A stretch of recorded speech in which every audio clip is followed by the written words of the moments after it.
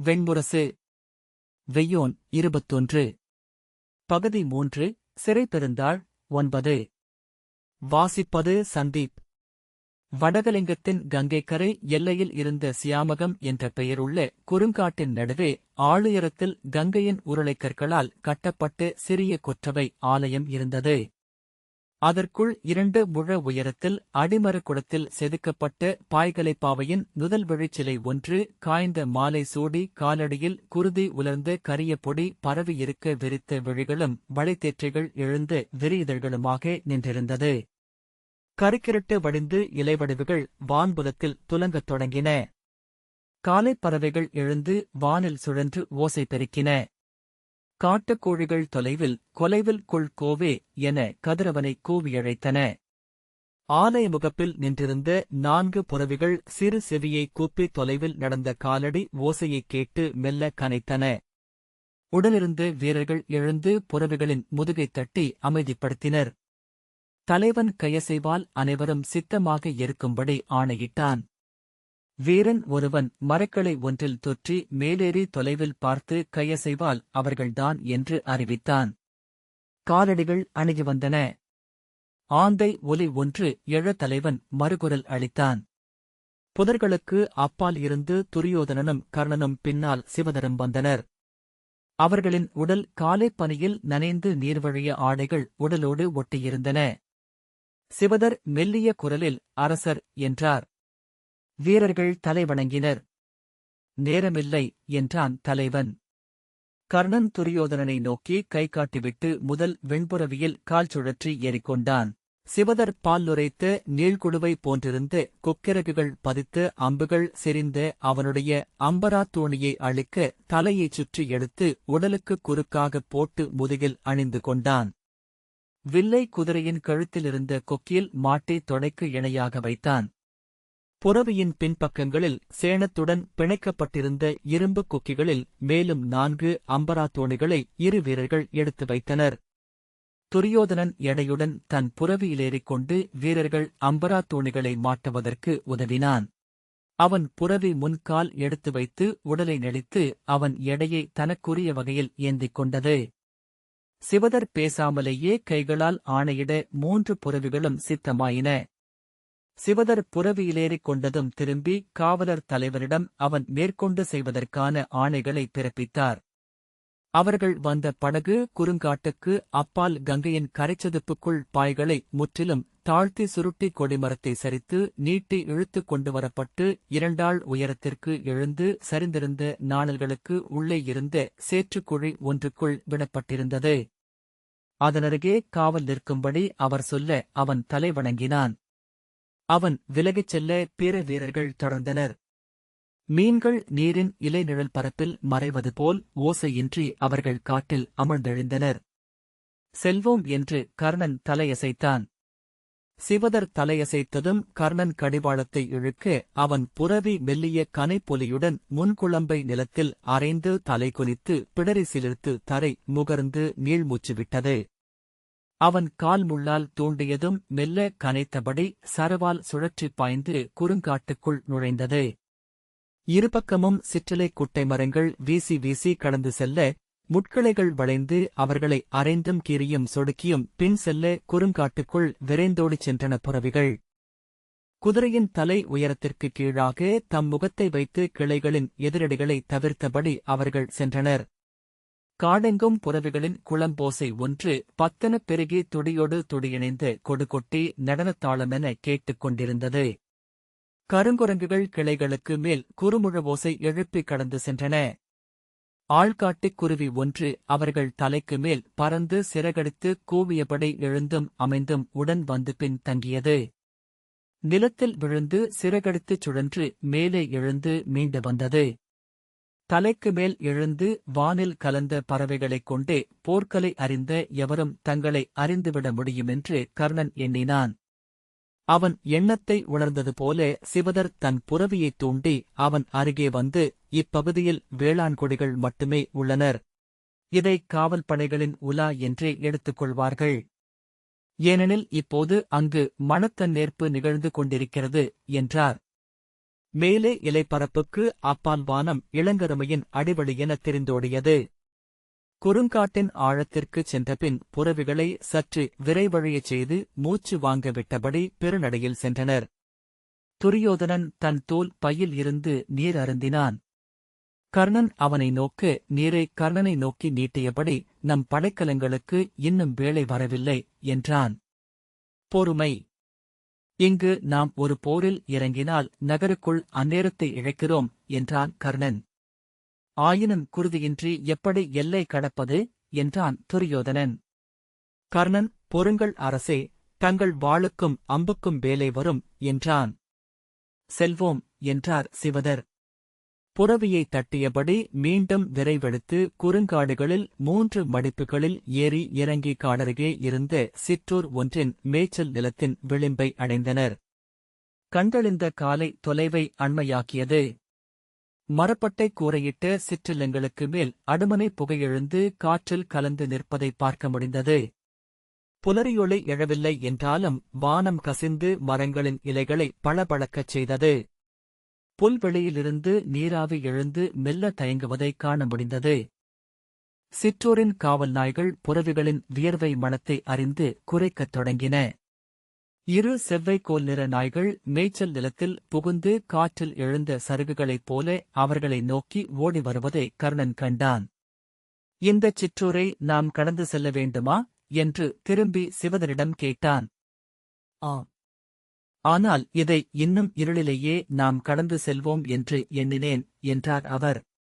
விரைவாக விழுந்து கொண்டிருக்கிறது என்று துரியோதனன் சொன்னான். இங்கு காவல் வீரர்கள் இருந்தால் தலை கொய்து கடந்து செல்லலாம்.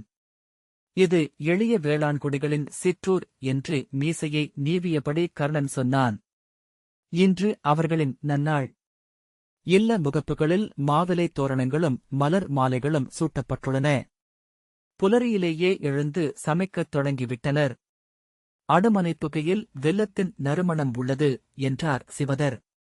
என்ன செய்வது என்று துரியோதனன் சிவதரிடம் கேட்டான். செய்வதற்கொன்றுமில்லை அரசே. முழுவிரைவில் இச்சிற்றூரை கடந்து மறுபுறம் செல்ல வேண்டும். அப்பால் ஒரு நிலச்சரிவு. அதன் மடிப்பில் உருளைக்கற்களும் சேரும் நிறைந்த சிற்றாறு ஒன்று ஓடுகிறது. அதைக் கடந்து புல்படர்ந்த சரி ஒன்றில் ஏறினால் ராஜபுரத்திற்கு பின்னால் உள்ள குறுங்காட்டை அடைவோம்.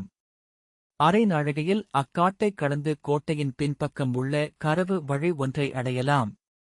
அங்கு நமக்காக வழி ஒன்று ஒருக்கி காத்திருக்கும்படி 2 ஒற்றர்களுக்கு ஆணையிடப்பட்டுள்ளது என்றார் சிவதர். அப்படியென்றால் என்ன தயக்கம்? செல்வோம் என்றபடி துரியோதனன் புறவியைத் தட்டி முழுவிரைவில் மேய்ச்சல் நிலத்தின் ஈரப்புல் படிந்த வளைவுகளுக்கு மேல் பாய்ந்தோடினான். அவரது புறவிக் குழம்புகளால் மிதிப்பட்ட புற்கள் மீது நீரில் கால்நுனி தொட்டு தொட்டு பறந்து செல்லும் பறவை தடமென ஒன்று உருவாயிற்று. விரைக என்றபடி சிவதரும் தொடர்ந்து செல்ல மேலும் ஒரு சில கணங்கள் எண்ணத்தில் இருந்தபின் கர்ணன் தன் புறவியைத் தட்டினான். துரியோதனன் புறவியை எதிர்கொண்ட நாய் ஒன்று அதன் விரைவைக் கண்டு அஞ்சி வால் ஒடுக்கி உளையிட்டபடி பின்னால் திரும்பி சிற்றூரை நோக்கி குறுகி ஓடியது. அவ்வுளையின் பொருளறிந்து பிற நாய்களும் கதறியபடி ஊரை நோக்கி ஓடின. ஊருக்குள் அனைத்து நாய்களும் ஊளையிடத் தொடங்கின. அவ்வோசை கேட்டு தொழுவங்களில் பசுக்கள் குரலெழுப்பி கன்றுகளை அழைத்தன. சில கணங்களிலேயே ஊர் கலைந்தெழுந்தது. இல்லங்களுக்குள் இருந்து மக்கள் தென்னைகளை நோக்கி ஓடி வந்து தங்கள் ஊர் மன்றை அடைந்த துரியோதனனின் புறவியை பார்த்தனர். இளைஞன் ஒருவன் கையில் நீள்வேலுடன் துரியோதனனை நோக்கி ஓடிவர இன்னொருவன் பாய்ந்தோடி ஊர் மன்று நடுவே இருந்த மூங்கில் 3/4 மேடை ஒன்றின் மேல் தொற்றி ஏறி அங்கிருந்த குறுமுரசு ஒன்றை கோல் கொண்டு அடிக்கத் தொடங்கினான். துரியோதனனின் அம்பு அந்த முரசின் தோலை கிழித்து அதை ஓசையற்றதாக்கியது. இன்னொரு அம்பு முன்னால் வந்தவனின் வேலை 2 துண்டுகளாக்கியது. திகைத்து அவன் 2 கைகளையும் வீசி உரத்துக் கூவ அனைத்து இல்லங்களுக்குள்ளிருந்தும் இளைஞர்கள் கைகளில் வேல்களும் துரட்டிகளும் கோல்களுமாக இறங்கி ஊர் மன்றை நோக்கி ஓடி வந்தனர். பெண்கள் கூவி அலறியபடி குழந்தைகளை அள்ளிக்கொண்டு உள்ளே சென்றனர். முதியவர்கள் திண்ணைகளில் நின்று கைகளை வீசி கூச்சலிட்டனர். இருவர் பெரிய மூங்கில் படல் ஒன்றை இழுத்துக் கொண்டு வந்து ஊர்முகப்பை மூட முயன்றனர். தாக்கப்படும் விலங்கு போல அச்சிற்றூரே அலறி ஒலி எழுப்புவதை கர்ணன் கண்டான். துரியோதனனின் புரவி ஊர்மன்றுக்குள் நுழைந்தது. அதைத் தொடர்ந்து வந்த சிவதர் கர்ணனை நோக்கி விரைக என்று கைகாட்டி குறுக்காக வந்த பெரிய கூடை ஒன்றை தாவி மறுபக்கம் சென்றார். அவரது கால்களால் எற்றுண்ட கூடை கவிழ்ந்து பறக்க அதற்குள் மூடப்பட்டிருந்த கோழிகள் கலைந்து குரலெழுப்பியபடி சிறகடித்தன. கர்ணனின் புரவி ஊரை புல்வெளியிலிருந்து பிரித்த சிற்றோடையை தாவிக் கடந்து ஊர் மன்றுக்குள் நுழைந்தபோது படைக்கலங்களுடன் ஓடிவந்த இருவர் அவனை நோக்கி திகைத்தபடி கைசுட்டி ஏதோ கூவினர். முதியவர் ஒருவர் உரத்த குரலில் கதிரவன் மைந்தர், கதிரவன் மைந்தர் என்று கூச்சலிட்டார். அத்தனை பேரும் தன்னை நோக்கி திரும்புவதைக் கண்ட கர்ணன் வியப்புடன் கைகளை தூக்கினான். அவர்கள் படைக்கலன்களை உதிர்த்துவிட்டு தலைவணங்கினர். ஒருவர் கதிரவன் மைந்தன், இச்சிற்றூரில் கதிரவன் மைந்தன் எழுகிறார் என்றார். ஒரு கிழவி, வெய்யோனே, எங்கள் இல் சிறக்க வருக என்று கைகூப்பி அழுதாள். துரியோதனன் அவர்கள் நடுவே ஊடுருவிச் சென்ற தன் புரவியை கடிவாளத்தைப் பற்றி திருப்பி, உங்களை இங்கு அடையாளம் கண்டு கொண்டிருக்கின்றனர் அங்கரே என்றான். அவனருகே சென்று நின்ற சிவதர், இம்மக்கள் அவரை அறியார், வேறொருவரென அடையாளம் கண்டு கொண்டு விட்டனர் போலும் என்றார். கதிரவன் மைந்தன் என்கிறார்களே என்றான் துரியோதனன். ஒரு முதுமகள் இரு கைகளையும் விரித்து தெய்வதமேறியவள் என பொற்கவசம், பொலியும் மணிக்குண்டலங்கள், நான் கனவில் கண்டபடியே என்றாள். என் தந்தையே, என் இறையே, எவ்வுயிர்க்கும் அளிக்கும் கொடைக்கையே, ஆம், ஒளிவிடும் குண்டலங்கள் என்றாள் பிறிதொருத்தி. புலரிப்போல் மார்புரை, விண்மீன் என காதணிகள். கர்ணன் தன் கைகளை தூக்கி அவர்களை வாழ்த்தியபடி அச்சிற்றூரின் இடுங்கிய தெருக்களை கடந்து சென்றான். இருபக்கமும் தலைக்கு மேலும் நெஞ்சுக்கு நிகரிலும் கைகூப்பி மக்கள் வாழ்த்தொலி எழுப்பினர். கதிர் முகம் கொண்ட வீரர் வாழ்க, எங்கள் குடிபுகுந்த வெய்யோன் வாழ்க, இங்கெழுந்தருளிய சுடரோன் வாழ்க, அவன் மணிக்குண்டலங்கள் வாழ்க, அவன் அணிந்த பொற்கவசம் பொலிக, அவன் அணையில்லா கொடைத்திறன் பொலிக. துரியோதனன் கர்ணனை திரும்பி திரும்பி பார்த்தபடி சென்றான். ஊரைக் கடந்து உருளைக்கற்கள் சேற்றுடன் பரவியிருந்த சரிவில் புரவிக் கால்கள் அரைப்பட்டு தெறிக்க கூழாங்கற்கள் எழுந்து தெறித்து விழும் ஒலிகள் சூழ இறங்கிச் சென்றபோது துரியோதனன் திரும்பி எதை பார்த்தார்களோ அங்கரே சூதர்கள் பாடும் அந்த மணிக்குண்டலங்களையும் பொற்கவசத்தையும் பார்க்காதவன் நான் மட்டும்தானா என்றான். கர்ணன், எளிய மானுடர், கதைகளில் வாழ்பவர்கள் என்றான். இல்லை, கற்பனையல்ல, அவ்விழிகளை பார்த்தேன், அவை தெய்வங்களைக் காண்பவை என்றுணர்ந்தேன். கர்ணா, ஒரு சில கணங்கள் அவ்விழிகள் எனக்கும் கிடைக்கும் என்றால் உன் கவசத்தையும் குண்டலத்தையும் நானும் பார்த்திருப்பேன் என்றான் துரியோதனன். சொல்லாடுவதற்கான இடமல்ல இது. இன்னும் ஒரு நாழிகைக்குள் நாம் நகர் நுழைந்தாக வேண்டும் என்று கர்ணன் சொன்னான். சிவதர் அங்கிலாதவர் போல் இருந்தார். சொல்லுங்கள் என்றான் கர்ணன். நாம் முறையென சென்று கொண்டிருக்கிறோம் அல்லவா? சிவதர் விழித்துக் கொண்டவர் போல திரும்பி, ஆம், நகர் நுழைந்துவிட்டால் நாம் களம் நடுவில் இருப்போம் என்றார். புல்வெளிச்சரிவில் புரவிகள் மூச்சு வாங்கி பிடரிசிலிர்த்து எடைமிக்க குழம்புகளை எடுத்து வைத்து வால் சுழற்றி மேலேறின. அவற்றின் கடைவாயிலிருந்து நுரை பிசிறுகள் காற்றில் சிதறி பின்னால் வந்து தெரித்தன. அப்பால் இலைகள் கோடிழுத்து உருவான தொடுவானின் விளிம்பில் கதிர்பெருக்கு எழுந்தது. பறவைகள் கொண்டாடும் பிறிதொரு புலரி. எங்கோ ஒரு பறவை சங்கென ஒலித்தது. பிறிதொரு பறவை மணியென இசைத்தது. யாழ்கள், குழல்கள், முழவுகள், முரசுகள் எழுந்து கலந்து ஒலித்தன. செப்பல்கள், அகவல்கள், அறைதல்கள், கூவல்கள், துள்ளல்கள், தூங்கல்கள். விண்ணகம் சிவந்து கணந்தோறும் புதுவடிவு கொள்ளும் முகில்களின் ஊடாக வெய்யோன் எழும் பாதை ஒன்றை சமைத்தது. மிதந்தவை என கடற்பறவைகள் ஒளியுறுகலை துழாவிக் கடந்து சென்றன. அவை சிறகுகளால் துழாவித் துழாவிச் சென்ற இன்மைக்கு அப்பால் இருத்தலை அறிவித்து எழுந்தது செவியறியாத ஓங்காரம். சிவதர் கர்ணனிடம், அரசே, அப்பால் உள்ளது ராஜபுரத்தின் உயிர்கோட்டை என்றார். குறுங்காடுகளுக்கு மேல் பச்சை புதர்களின் சீர்நிறை ஒன்று சுவரென தெரிந்தது. அதுவா என்றான் கர்ணன். ஆம், 3 ஆள் உயரமுள்ள மண்மேட்டின் மீது நட்டு எழுப்பப்பட்ட முட்புதர்கள் அவை. துரியோதனன் புதர்க்கோட்டை என்றபோது அது வலுவற்றதாக இருக்கும் என்று எண்ணினேன். இதை சிறிய படைகள் எளிதில் கடந்துவிட முடியாது என்றான். கர்ணன் ஆம். யானைகளும் தண்டு ஏந்திய வண்டிகளும் இன்றி இக்கோட்டையை தாக்குவது கடினம். பாரத வருஷத்தில் முன்பு அத்தனை கோட்டைகளும் இவ்வாறே இருந்தன. கற்கோட்டைகள் நாம் மேலும் அச்சம் கொள்ளும்போது உருவானவை என்றான். துரியோதனன் தன் குதிரையை தொடைகளால் அணைத்து குதிமுள்ளால் சீண்டி விரைவு என்றான்.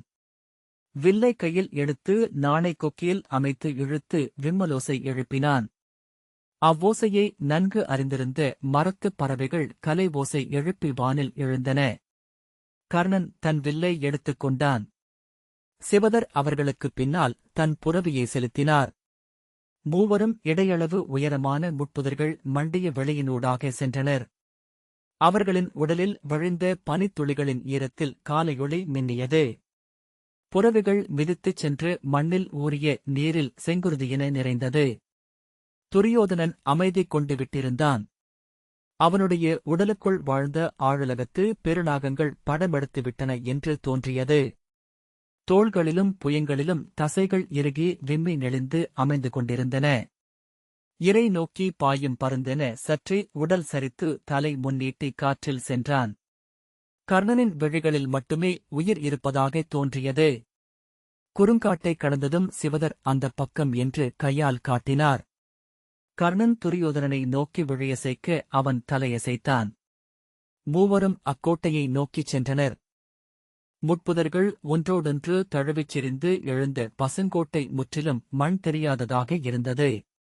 அதன் மேல் வாழ்ந்த பறவை குலங்கள் எழுந்து வானில் சுழன்று அமைந்து எழுந்து கூச்சலிட்டுக் கொண்டிருந்தன.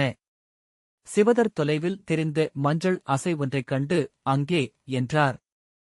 அவர்கள் அணுகிச் செல்ல மஞ்சள் துணியொன்றை அசைத்தபடி நின்றிருந்த படைவீரன் ஓடிவந்து தலைவணங்கி விடியல எழுந்துவிட்டது அரசே என்றான். மறுபக்கம் நகரம் முழுமையாகவே எழுந்துவிட்டது. சிவதர் விழுந்துவிட்டதா என்றார். முதற்கதிரிலேயே முரசுகள் முழங்கின என்றான் அவன். கையால் இங்கு என்று காட்டி அழைத்துச் சென்றனர் வீரர். கோட்டைப் பரப்பில் நடுவே புதர்களை வெட்டி புரவி ஒன்று நுழையும் அளவுக்கு வழி அமைக்கப்பட்டிருந்தது. புரவிகள் ஏறுமா என்றான் துரியோதனன். தானாக அவை ஏறா. நாம் ஏறிய பிறகு கடிவாளத்தை பிடித்திழுத்து ஏற்றி மறுபக்கம் கொண்டு செல்ல வேண்டும் என்றான் கர்ணன். முதற்புரவி ஏறிவிட்டால் அடுத்த புரவிகள் அச்சமழிந்து கற்றுக்கொண்டுவிடும் என்றார் சிவதர். வீரர்கள் மூவர் அங்கிருந்தனர். அவர்கள் ஓடிவந்து புரவிகளின் கடிவாளங்களை பற்றிக் கொண்டனர். துரியோதனனும் கர்ணனும் சிவதரும் புரவிகளிலிருந்து இறங்கி மண்மேட்டில் படிகளைப் போல் வெட்டப்பட்டிருந்த தடங்களில் கால் வைத்து முள்செதுக்கப்பட்ட கிளைகளைப் பற்றிக் கொண்டு மேலேறினர். அப்பால் சென்று இறங்கி மறுபக்கம் இருந்து குறும்புதற்காட்டில் நின்றபடி துரியோதனன் பொறுமையிழந்து கையசைத்தான். இரு வீரர்கள் கோட்டையின் மண்மேட்டின் உச்சியில் நின்றபடி முதல் புரவியின் கடிவாளத்தைப் பற்றி இழுக்க பின்னால் நின்ற இருவர் அதை பின்னாலிருந்து தள்ளி மேலேற்றினர். தும்மியபடியும் மெல்ல சீறியபடியும் தயங்கிய புரவி தன் எடையை பின்னங்காலில் அமைத்து தசை விதிர்க்க நின்றது. பின்னால் நின்ற வீரன் அதன் வாலைப் பிடித்து தள்ள கடிவாளத்தைப் பற்றிய இருவர் இழுக்க அது முன்னிருகால்களையும் அழுந்த ஊன்றி அவர்களின் விசையை நிகர் செய்தது. இப்படி புரவியை மூவர் இழுக்க முடியுமா என்றான் கர்ணன். சிவதர் இழுத்து மேலேற்ற முடியாது. ஆனால் அது மேலேற வேண்டுமென்று நாம் விரும்புகிறோம் என்பதை அதற்கு தெரிவிக்க முடியும். மேலேறாமல் நாம் விடப்போவதில்லை என்று உணர்ந்து கொண்டால் அது மேலேறும் என்றார். வலுவாக கால்களை ஊன்றி அசைவற்று புட்டம் சிலிர்க்க கழுத்துத் தசைகள் இழுபட்டு அதிர நின்ற புரவி அஞ்சியது போல கனைத்தபடி இரு அடிகளை பின்னெடுத்து வைத்து தலையை உதறியது. முன்னால் இழுத்த வீரர் இருவர் மரங்களைப் பற்றிக் கொண்டு தசைகள் புடைக்க முழு ஆற்றலுடன் அதை இழுத்தனர். திடீரென்று கால்களை தூக்கி முன்வைத்து குளம்புகளால் நிலத்தை அரைந்து மேலேறி உச்சிக்கு வந்து மறுசரிவில் சரிந்து பாய்ந்து குளம்புகள் நிலமறைய வந்து சுழன்று நின்றது. அதன் கனைப்போசை கேட்டதும் மறுபக்கம் நின்ற இரு புரவிகளும் எதிர்குரல் எடுத்தன. அவற்றில் ஒன்று தானாகவே பாய்ந்து மேலேறி மறுபக்கம் வந்தது. மூன்றாவது புரவி உரத்த குரலில் அங்கு நின்று கனைத்தது. இரு புரவிகளும் எதிர்குரல் கனைத்ததும் அதுவும் துணிவு கொண்டு ஏறி மறுபக்கம் வந்தது. கர்ணன் தன் புரவியில் ஏறுவதற்காக திரும்பியபோது மறுபக்கம் ஓடி வந்த 2 கலிங்க வீரர்களைக் கண்டான். அவன் விழி அவர்களைத் தொட்ட மறுகணத்தில் அம்புகள் அவர்களைத் தாக்க இருவரும் அலறியபடி புதர்களில் முகம் பதிய விழுந்தனர். திரும்பிய துரியோதனன் உரக்க நகைத்தபடி தன் வில்லை எடுத்து அம்பு தொடுத்து பின்னால் வந்த இருவரை வீழ்த்தினான். மேலும் இருவர் அப்பால் நின்றிருந்தனர். என்ன நடந்தது என்று அவர்கள் உய்த்துணர்வதற்குள் அவர்களில் ஒருவனின் கழுத்தில் அம்பு பாய்ந்தது. பிறிதொருவன் குனிந்து புதர்களினூடாக பாய்ந்தோடி தன் புரவியை அடைந்து அதன் மேல் ஏறி முடுக்கினான். அப்புரவியின் காலை கர்ணனின் அம்பு தாக்க அது சுழன்று நிலையழிந்து சரிந்து கீழே விழுந்தது. அதன் மேலிருந்த வீரன் நிலத்தை அடைவதற்குள் அவன் நெஞ்சில் அம்பு பாய்ந்து அவனை ஓசையழியச் செய்தது. தொடங்கிவிட்டது என்று தொடையை ஓங்கித் தட்டியபடி துரியோதனன் நகைத்தான். கையசைத்தபடி கர்ணன் முன்னால் பாய்ந்தான். சிவதரும் துரியோதனனும் அவனைத் தொடர்ந்து வந்தனர். ராஜபுரத்தின் தெருக்கள் மரப்பலகைகளை மண்ணில் பதித்து உருவாக்கப்பட்டவையாக இருந்தன. இருபக்கங்களிலும் உயரமற்ற மரக்கட்டங்கள் நிறைவகுத்தன. குழம்புகள் தரைமரத்தில் பட்டு பேரோசை எழுப்ப அம்மூவரும் தெருக்களில் சென்றபோது இருபக்கங்களிலிருந்த அனைத்து கட்டடங்களும் எதிரொலி எழுப்பின. அவற்றின் திண்ணைகளுக்கு ஓடி வந்த கலிங்க குடிமக்கள் அவர்களை உடனே அடையாளம் கண்டு கொண்டனர். ஒருவன் துரியோதனர், அஸ்தனபுரியின் அரசர் என்று கூவினான். சில கணங்களுக்குள்ளாகவே அனைத்து கட்டடங்களிலும் குடிமக்கள் முகப்புகளில் குழுமி கூச்சலிடத் தொடங்கினர். முதல் காவல் கோட்டத்தில் இருந்த வீரர்கள் எதிரிகள் எதிரிகள் என்று கூவியபடி விற்களுடனும் வேல்களுடனும் இறங்கி வந்தனர். சாலையை அடைவதற்குள்ளாகவே அம்பு பட்டு கீழே விழுந்தனர். கர்ணனின் அம்பில் மேலே முரசறையச் சென்ற வீரன் அமுரசின் மேலேயே விழுந்து முரசுடன் புரண்டு ஓசையுடன் கீழே விழுந்தான். என்னவென்றியாமல் கீழே விழுந்த முரசை நோக்கிச் சென்ற பிறிதொரு வீரன் அம்புபட்டு விழுந்தான். ஒருவர் மேல் ஒருவராக அம்பு பட்டு அவர்கள் விழுந்தவர்கள் மேல் பாய்ந்து புரவிகளும் நகரை அமைத்த வட்டப் பெருவீதியை நோக்கிச் சென்றன. தடித்த மரப்பலகைகள் சேற்றில் பதித்து உருவாக்கப்பட்ட அரசு வீதியில் இருபுறமும் எழுந்த 100கணக்கான அணித்தூண்களில் மலர் மாலைகளும் பட்டு பாவட்டாக்களும் தொங்கி காற்றில் அசைந்தன. வண்ணத்தோரணங்கள் குறுக்காக கட்டப்பட்டு சிட்டக்குருவிச் சிறகுகளென காற்றில் துடித்துக் கொண்டிருந்தன. மூவரும் பெருவீதியை அடைவதற்குள்ளாகவே அவர்கள் வந்த செய்தியை அனைத்து காவல் மாடங்களுக்கும் முரசுகள் அறிவித்துவிட்டிருந்தன. யாரோ அஸ்தனபுரியின் படைகள் அரசர் தலைமையில் என்று கூவ அக்குரல் 1,000,000 பெருகி நகரமெங்கும் அச்சத்தை நிறைத்தது. நகர்வாயிலை நோக்கியே பெரும்படை திரண்டு ஓடியது. கோட்டைக்கு மேல் எழுந்த காவல் மாடத்து பெருமுரசங்கள் படைகள் படைகள் என்று அறிவிக்க நகரம் அச்சம் கொண்டு அத்தனை வாயில்களையும் மூடிக்கொண்டது. கடைகளுக்குமேல் தோல்திரைகளும் மூங்கில் தட்டிகளும் இழுத்து போர்த்தப்பட்டன. மக்கள் அலறியபடி இல்லங்களை நோக்கி ஓட சாலைகளில் விரைந்த படைகள் அந்த நெரிசலில் சிக்கிக் கொண்டனர். கோட்டை தாக்கப்படுகிறது. கர்ணன் வில்லுடன் படை கொணர்ந்திருக்கிறார் என்று ஒரு செய்தி பறவை காலில் எழுந்து அரண்மனை நோக்கி சென்றது. பறவை செல்வதற்குள்ளாகவே தொண்டைகள் வழியாக அது அரண்மனையை அடைந்துவிட்டிருந்தது. அரசர் அணிப்பந்தலில் இருந்தமையால் பிறிது எதையும் எண்ணாத படைத்தலைவன் யானைப்படையை கோட்டை வாயில் நோக்கிச் செல்ல ஆணையிட்டான். 3 யானைப்படைகள் கோட்டையின் 3 வாயில்களையும் நோக்கிச் செல்ல அப்படைகளால் புரவிகள் தடுக்கப்பட்டன. கலைந்து குழம்பிய நகரம் சருகுப் புயலடிக்கும் வெளி என தெரிந்தது. அந்தக் கலைதலே அவர்களைக் காக்கும் திரை.